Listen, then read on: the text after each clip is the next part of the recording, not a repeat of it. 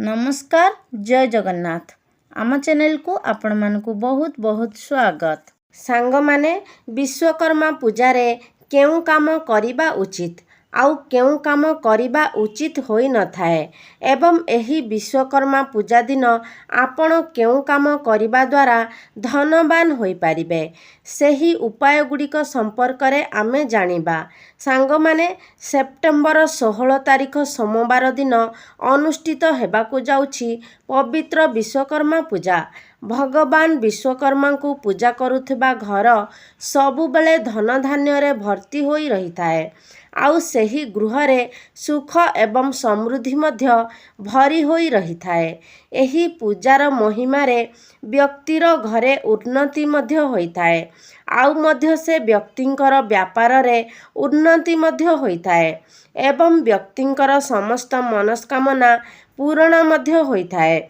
हिंदू पुराण अनुसार भगवान विश्वकर्मा निर्माण सृजनर देवता अटंती आउ मध्य एपरी मान्यता मध्य रहिछि भगवान विश्वकर्मा इंद्रपुरी द्वारिका अस्तिनापुर स्वर्गलोक लंका आदिर निर्माण करथिले।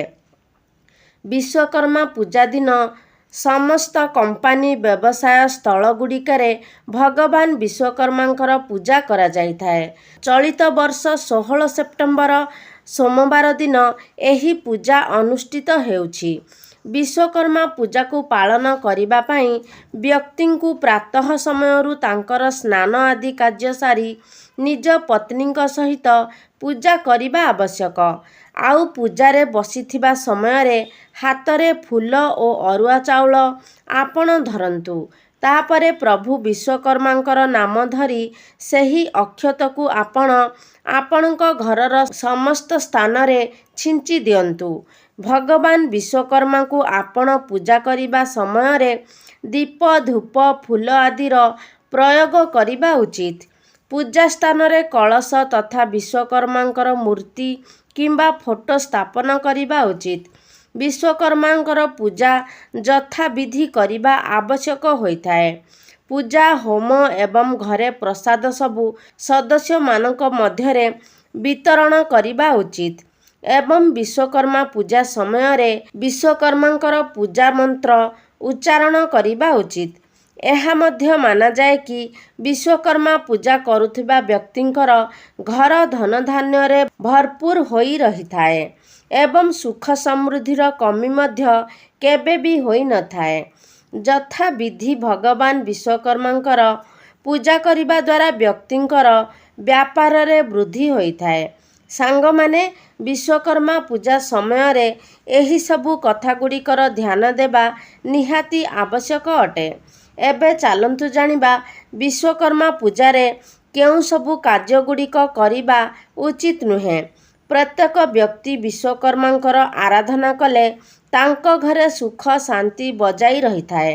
अनादि कालरु विश्वकर्मा तांकर विशिष्ट ज्ञान शिल्प एवं विज्ञान गुण जोगु देवता एवं मानव द्वारा सूचित हेउछंती एवं पूजा मध्य पाउछंती। प्रभु विश्वकर्मा अन्य अर्थरे विश्वर सृष्टिकर्ता अटंती।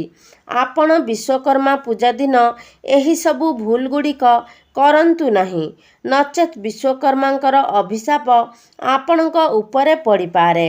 आमर हिंदू धर्म शास्त्र अनुजाई विश्वकर्मा पूजा दिन एही सबु कार्य गुड़िक करिबा उचित नुहे आउ आम शास्त्र रे मध्य एही कार्य गुड़िकु वर्जनीय करा जाइछि। प्रथमटी हेला आपण विश्वकर्मा पूजा दिन उपवास गृह पूजा होम आदि करि पारिबे किंतु एही दिन रे कौनसी शिल्पानुष्ठान कौनसी प्रकारर कल कारखाना रे कार्य करिबा उचित नुहे। एही दिन आपण एही स्थान रे कार्य करिबे नाही। एही दिन आपण माने प्रभु विश्वकर्मांकर उपासना करंतु। आपणक घरे धन जन एवं सुख समृद्धि वृद्धि होई थाए। एही वर्ष विश्वकर्मा पूजा कन्या संक्रांति रे पड़ुअछि। एथिपाई एही वर्ष आपण विश्वकर्मा पूजा रे भूल रे मध्य कंपानी बा कल कारखाना मानकरे कल कार्य करंतु नहीं नचेत आपणक उपरे भगवान विश्वकर्मा कोप करिबे ଏହି ବର୍ଷ ବିଶ୍ୱକର୍ମାରେ ବାଇଗଣ ଭକ୍ଷଣ ବି ନିଷେଧ ଅଟେ ଏବଂ ଏହା ସହିତ ମଧ୍ୟ ଆମିଷ ଭକ୍ଷଣ ବର୍ଜନୀୟ ହୋଇଥାଏ। ଏହି ଦିନମାନଙ୍କରେ ଆମିଷ ଭକ୍ଷଣ ବର୍ଜନୀୟ ହୋଇଥାଏ। ଏହି ଦିନମାନଙ୍କରେ ତେଣୁ ବିଶ୍ୱକର୍ମା ପୂଜା ଦିନ ଆପଣ ଏହି ଜିନିଷ ଉପରେ ଟିକେ ବିଶେଷ ଧ୍ୟାନ ଦେବା ଆବଶ୍ୟକ। ବିଶ୍ୱକର୍ମା ପୂଜାକୁ ଆପଣ ପାଳନ କରିବା ବେଳେ ଆପଣ ଧୂପ ଦୀପର ବ୍ୟବହାର କରନ୍ତୁ, ହେଲେ ପୂଜାରେ କେବଳ ଆପଣ ଶୁଦ୍ଧ ଘିଅର ବ୍ୟବହାର କରନ୍ତୁ ଏବଂ ଏହା ସହିତ ଆପଣ ବାମ ହାତରେ କୌଣସି ପ୍ରକାର ବସ୍ତୁ ଭଗବାନ ବିଶ୍ୱକର୍ମାକୁ ଅର୍ପଣ କରନ୍ତୁ ନାହିଁ ଏବଂ ଆପଣ ପୂଜା କରିବା ସମୟରେ ଯେଉଁ ବସ୍ତୁକୁ ଆପଣ ଆସନ ସ୍ୱରୂପ ବ୍ୟବହାର କରୁଛନ୍ତି ତାହା କଦାପି ଆରାମଦାୟକ ହେବା ଉଚିତ ନୁହେଁ। ଶେଷରେ ହେଲା ଆପଣ ବିଶ୍ୱକର୍ମା ପୂଜା ପାଇଁ ଫୁଲ ନିଜେ ହିଁ ଆଣନ୍ତୁ। ଆପଣ ନିଜେ ହିଁ ତୋଳି କରି ଆଣନ୍ତୁ। ଦୋକାନରୁ କଦାପି କିଣିକରି ଆଣନ୍ତୁ ନାହିଁ। ପୂଜା ପାଇଁ ଯଦି ଆପଣ ନିଜେ ଫୁଲ ତୋଳି କରି ଆଣୁଛନ୍ତି ତେବେ ଭଗବାନ ବିଶ୍ୱକର୍ମାଙ୍କର ଅଶେଷ କୃପା ଆପଣଙ୍କ ଉପରେ ରହିବ। ଏବେ ଆସନ୍ତୁ ଜାଣିବା ଭଗବାନ ବିଶ୍ୱକର୍ମାଙ୍କର କ'ଣ ରହିଛି ପୂଜାବିଧି। ଯେପରି ଧନର ଅଧିକାରୀ ପ୍ରଭୁ ଶ୍ରୀ ଗଣେଶ ଅଟନ୍ତି ଆଉ ବିଦ୍ୟାର ଅଧିକାରୀ ମାତା ସରସ୍ୱତୀ ଅଟନ୍ତି, ଠିକ୍ ସେହିପରି ଶିଳ୍ପ କଳା ଏବଂ ତାନ୍ତ୍ରିକ କଳାର ଅଧିକାରୀ ଭଗବାନ ବିଶ୍ୱକର୍ମା ଅଟନ୍ତି। ଅତୀତରେ ଏହି ମୂର୍ତ୍ତିର ପୂଜାର ପ୍ରଚଳନ ନଥିଲା, ତେଣୁ ଫଟୋ ପୂଜା ହେଉଥିଲା, କିନ୍ତୁ ଆଉ କେତେକ ସ୍ଥାନରେ ଶାଳଗ୍ରାମର ପୂଜା ହେଉଥିଲା। ଏହି ଦିନଟିକୁ ଭଗବାନ ଗଣେଶ ଏବଂ ମାତା ସରସ୍ୱତୀଙ୍କର ପୂଜା ଭଳି ଠିକ୍ ଏହି ପୂଜାଟିକୁ ମଧ୍ୟ ସେହିପରି ଭାବରେ କରାଯାଇଥାଏ। ପ୍ରତ୍ୟେକ ଦିନ ନିଜର ଆୟ ଏବଂ ଧନ ଅନୁସାରେ ପୂଜା କରି ଉପବାସ ରହିବେ। ନୂତନ ବସ୍ତ୍ର ମଧ୍ୟ ପରିଧାନ କରିବେ। ମୂର୍ତ୍ତି ପୂଜା କଳକାରଖାନା ଶିଳ୍ପଗୁଡ଼ିକରେ ଆପଣମାନେ ମଧ୍ୟ ପୂଜା କରିପାରିବେ। ଅନେକ ସ୍ଥାନରେ ଏହି ଦିନ ଆପଣ ବଡ଼ ବଡ଼ ପୂଜା ମଣ୍ଡପ ଗୁଡ଼ିକରେ ଭଗବାନଙ୍କର ଚତୁର୍ଭୁଜ ମୂର୍ତ୍ତି ପୂଜା ପାଇଥାଏ। ସାଙ୍ଗମାନେ, ଏହି ଦିନ ଆପଣ ଗୋଟିଏ ଛୋଟିଆ ଉପାୟଟିଏ କରିବା ଦ୍ୱାରା ଆପଣଙ୍କର ଜୀବନ ପରିବର୍ତ୍ତନ ହୋଇପାରେ। ଚାଲନ୍ତୁ ଜାଣିବା ସେହି ଉପାୟଗୁଡ଼ିକ ବିଷୟରେ। ସାଙ୍ଗମାନେ, ଆପଣ ପ୍ରଥମେ 2ଟି ଲୁହା କଣ୍ଟା ନିଅନ୍ତୁ। ସେହି କଣ୍ଟାଟି ଯେପରି ଷ୍ଟିଲର ନୁହେଁ ବରଂ ଲୁହାରେ ହେବା ଆବଶ୍ୟକ। ସେହି 2ଟି ଲୁହା କଣ୍ଟାକୁ ଆପଣ ଏକ କଳା ରଙ୍ଗର କପଡ଼ାରେ ଗୁଡ଼ାଇ ଦିଅନ୍ତୁ।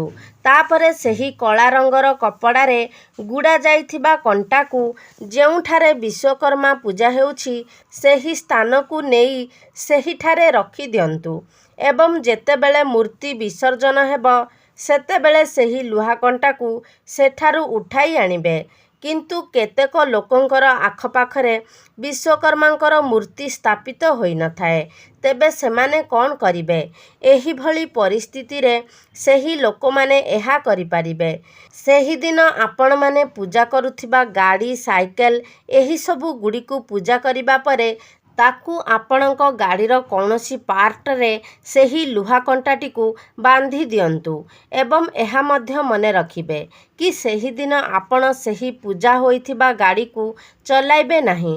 ତା ପରଦିନ ସକାଳେ ଯେତେବେଳେ ଆପଣଙ୍କ ମୂର୍ତ୍ତି ବିସର୍ଜନ ହେବ ସେତେବେଳେ ସେହି କଣ୍ଟାକୁ ସେହି ସ୍ଥାନରୁ ବାହାର କରି ଆଣିବେ। ତାପରେ ସେହି କଣ୍ଟାକୁ ଆପଣ ଗୋଟିଏ କଣ୍ଟାକୁ ଆଣି ଆପଣଙ୍କ ଘରର ମୁଖ୍ୟ ଗେଟ୍ରେ ଟାଙ୍ଗି ଦେବେ। ଅନ୍ୟଟିକୁ ଆପଣଙ୍କ ଘରର ପଛପଟ ଅର୍ଥାତ୍ ଆପଣଙ୍କ ଘରର ବିପରୀତ ଦିଗରେ ବା ଆପଣଙ୍କ ମୁଖ୍ୟ ଦ୍ୱାରର ବିପରୀତ ଦିଗରେ କାନ୍ଥର ବାହାର ପଟୁ ଆପଣ ସେହି କଣ୍ଟାଟିକୁ ପିଟି ଦିଅନ୍ତୁ। ଯଦି ଆପଣଙ୍କର ବାହାର ପଟୁ ପିଟିବା ଅସମ୍ଭବ ହୁଏ ସେହିଭଳି କ୍ଷେତ୍ରରେ ଆପଣ ଭିତର ପଟୁ ମଧ୍ୟ ସେହି କଣ୍ଟାକୁ ପିଟି ପାରିବେ। ମନେ ରଖିବେ କି ଆପଣ ଏହି କଥାଟିକୁ ଆପଣଙ୍କ ପରିବାରର ସଦସ୍ୟମାନଙ୍କ ବ୍ୟତୀତ ଅନ୍ୟ କାହାକୁ କହିବେ ନାହିଁ। ସାଙ୍ଗମାନେ, ଏହି ଉପାୟଟିକୁ ଆପଣ କରନ୍ତୁ। ତେବେ ତାହାର ଚମତ୍କାର ଆପଣ ନିଜେ ପାଇପାରିବେ। ତେବେ ସାଙ୍ଗମାନେ, ଏହା ତ ଥିଲା ବିଶ୍ୱକର୍ମା ପୂଜାକୁ ନେଇ କିଛି ମହତ୍ତ୍ୱପୂର୍ଣ୍ଣ କଥା। ତ ସାଙ୍ଗମାନେ, ଆଶା କରୁଛି ଆଜିର ଭିଡ଼ିଓଟି ଆପଣମାନଙ୍କୁ ନିଶ୍ଚିନ୍ତ ଭାବରେ ଭଲ ଲାଗିଥିବ। ଯଦି ଭଲ ଲାଗିଛି ତାହେଲେ ଲାଇକ୍ କରିବେ, ସେୟାର କରିବେ। ଆମ ଚ୍ୟାନେଲକୁ ଯଦି ସବସ୍କ୍ରାଇବ୍ କରିନାହାନ୍ତି ତାହେଲେ ସବସ୍କ୍ରାଇବ୍ କରିଦେବେ। ସର୍ବେ ଭବନ୍ତୁ ସୁଖିନଃ। ଧନ୍ୟବାଦ।